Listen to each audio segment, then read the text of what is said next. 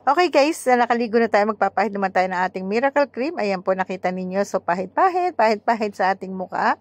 Ayan, kailangan pantay kasi yung pagpapahid natin. Then, tayo na may magpalalagay ng ating kilay. Kilay is left. Tingnan nyo naman yung aking ginagawa. No? Kilay is left. Marunong na ako ngayon maglagay ng kilay. Hindi katulad noon. Hindi ako marunong, hindi pantay-pantay. Pero ngayon, medyo napapantay ko na. Tingnan nyo naman. So, ito naman, naglalagay naman ako ng eyebrow. Ayan. So, pa konti-konti lang para lang medyo mabuhay yung aking mata. Ayan, tingnan nyo guys. So, and then, ayan, ano yung kinukuha ko. Naglagay ako para tumakos ng konti yung aking ilong. Ayan. Ayan. So, ito yun. Alam, binili ko pa yun sa, sa Bangkok na ako galing sa Bangkok. So, di ba may paganyo-ganyo. Kasi mga artista, nakikita ko naglalagay ng mga puti-puti doon sa mukhang sa may mata. Ano ba yung para sa may puti yun? Tapos, ayun, naglagay ako ng konti. Hindi man ako marunong. Pinaganda-ganda ko ng konti. Ayan, guys, nakikita nyo naman. Ayan, pantay na daw yung aking kilay. Pantay na. Ayan, guys. So, nakita nyo aking pang makeup. Alam nyo, ubus na siya.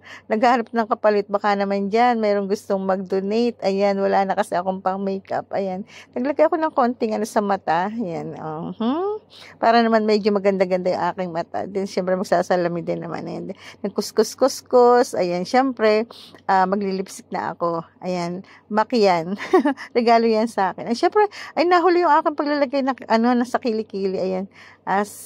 Silka yung aking gamit. Ayan. Tapos na ako, magtutuyo na ako ng aking buhok. Ayan, nakikita niyo, magsusuklay-suklay na ako. Sa gitna naman ako magwawahi ngayon, guys. Ayan.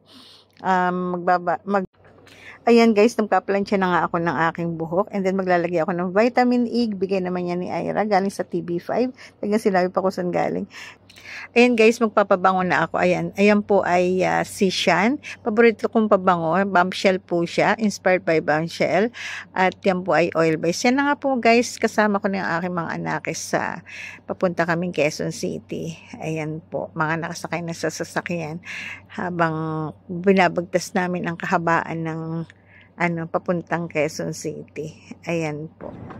So, eto kami guys. Ayan. Ay, malubak ba? Ayan, medyo malubak.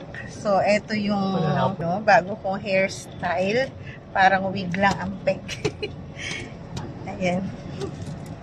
So, guys, bago pumunta sa board meeting, mayroon pa kaming dadaluhan na birthday party. Kaya, ayan, kasama ang mga anakis. Ayun nga guys, after naming makapunta sa birthday yan, ay pumunta naman ako sa PTB para naman sa aming board meeting. So ayan guys, nagmi-meeting na kami. Bye, hanggang sa muli!